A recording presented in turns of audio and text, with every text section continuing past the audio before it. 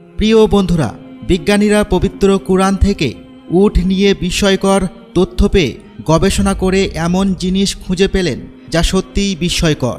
মহান আল্লাহ তাআলা মানব জাতিকে ক্ষণস্থায়ী এ দুনিয়া থেকে দৃষ্টি ফিরিয়ে আল্লাহর প্রতি অগাধ বিশ্বাস স্থাপন করার লক্ষ্যে বিভিন্ন উপায়ে উপদেশ দিয়েছেন।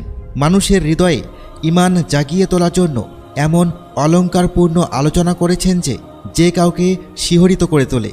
সূরা গাশিয়ার 17 নম্বর আয়াতে আল্লাহ তাআলা বলেন, তারা কি উটের প্রতি লক্ষ্য করে না যে তা কিভাবে সৃষ্টি করা হয়েছে? প্রিয় দর্শক, আল্লাহর নিদর্শনাবলীর মধ্যে উট অন্যতম। মহান আল্লাহ তাআলা পবিত্র কুরআনে বিশেষভাবে উটের কথা বলেছেন।